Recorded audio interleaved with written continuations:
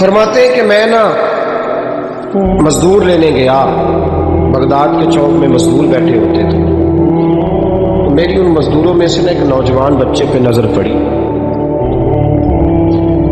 بڑا کمزور سا وجود تھا لیکن چہرے پر عبادت کا نشان تھا، ماتھا بتاتا تھا کہ نماز کا بڑا خیال رکھتا ہے۔ میں اس کے قریب گیا، چہرے بھی بڑا کچھ بتاتے ہیں نا، چہروں میں بھی بڑی رانائی ہوتی ہے۔ فرماتے ہیں میں قریب گیا، میں نے اس کو کہا بیٹے مزدوری کرو گے؟ تو کہنے لگا مزدوروں میں بیٹھا ہوں تو حضور مزدوری کے لیے ہی تو بیٹھا ہوں۔ تو میں نے کہا کہ چلو پھر، کہنے لگا نہیں میری کچھ شرطیں۔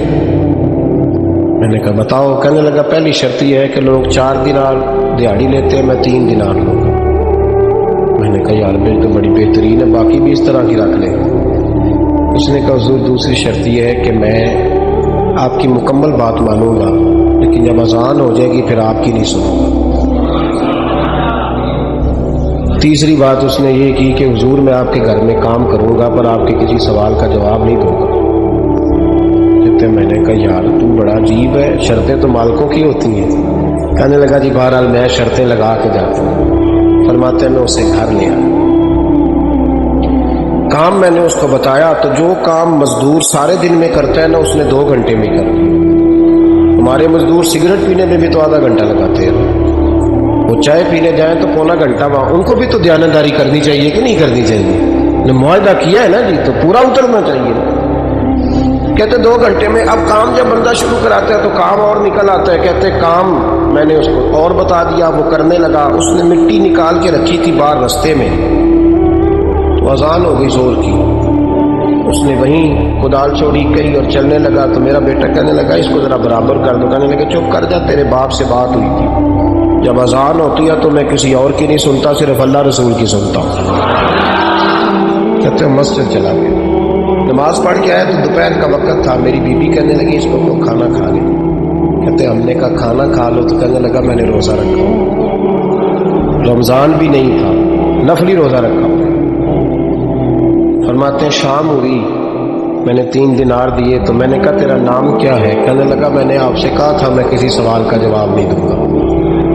تو وہ چلا گیا۔ اگلے دن میں پھر لینے گیا اسے، کام کچھ اور نکل آئے تو لوگوں نے بتایا وہ صرف ہفتے والے دن آتا ہے۔ میں نے کہا کیوں؟ کہنے لگے جی وہ کہتا ہے میرا ہفتے کا خرچہ 3 دینار ہے، جب 3 دینار کما لیتا ہوں تو باقی سارا ٹائم اللہ رسول کی ذکر میں گزار دیا کرتا ہوں۔ فرماتے ہیں عجیب۔ اگلے ہفتے میں پھر لینے گیا، میں نے پورا ہفتہ انتظار کیا کہ کام اسی سے کرانا ہے۔ میں جب گیا تو میں نے کہا چلو، کہنے لگا میری شرطیں یاد ہیں نا؟ اور میں نے کہا یاد ہے بھائی، ساتھ چل۔ فرماتے ہیں کام کرایا، 2-3 ہفتے وہ آتا رہا۔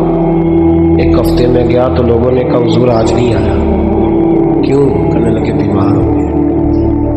کہاں گھر ہے؟ کہنے لگے بغداد کے قبرستان کے پیچھے جو کچی آبادی ہے اس میں رہتا ہے۔ فرماتے میں گیا، دروازے پہ دستک دی تو کہنے لگا حضور آپ ہیں؟ دروازہ کھولا ہے، آ جائیے۔ فرماتے میں اندر گیا تو میں نے کہا تمہیں کیسے پتا چلا میں آیا ہوں؟ کہنے لگا حضور اللہ والے ہو، آپ نہیں آنا تھا، ورنہ امیر تو غریبوں کا پتہ لینے کوئی نہیں آتے۔ کہتے میں قریب گیا تو کہنے لگا میں آپ کا انتظار کر رہا تھا، تیز بخار ہے، تپ رہا۔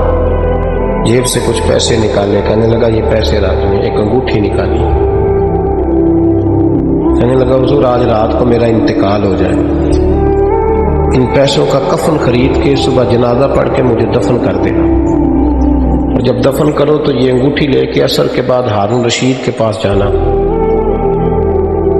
آپ اسے کہنا میں نے ملنا ہے پر وہ آپ کو ٹائم نہیں دے گا، آپ اس کو آواز دیجیے گا کہ تیری ایک امانت ہے میرے پاس، پھر وہ آپ سے ملے گا تو انگوٹھی دے دیں، پھر آپ میری طرف سے فارغ ہیں۔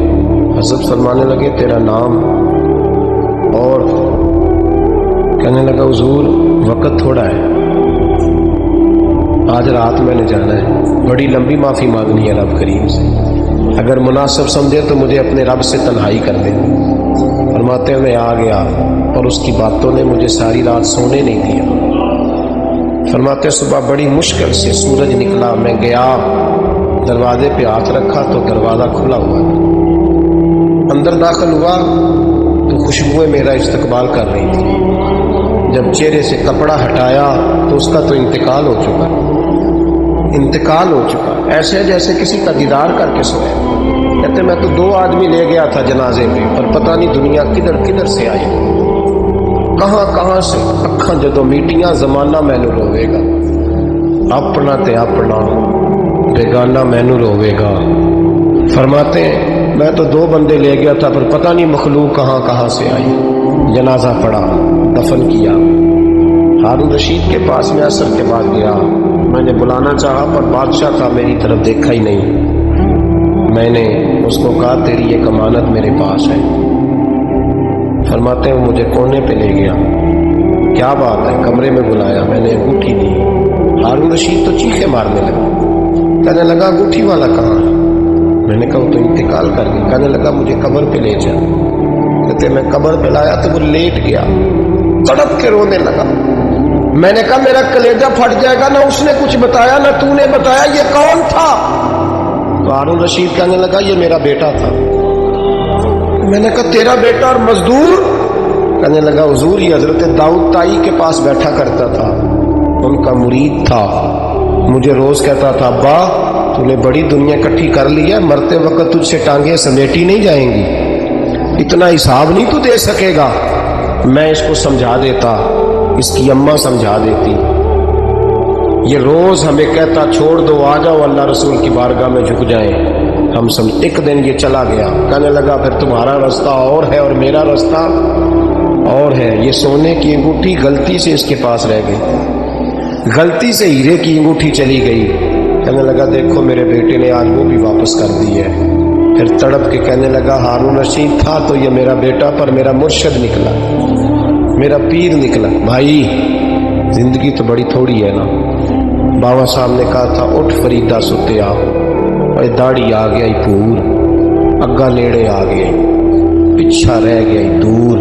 اٹھ فریدہ ستیا، خلقت ویکھن جا، متے کوئی مل جائی بخشیا تے تم ہی بخشیا جا۔ اٹھ فریدہ ستیا، جھاڑو دے مسیت، تو ستے رب جاگدا، تیری ڈاڈے نال پرید۔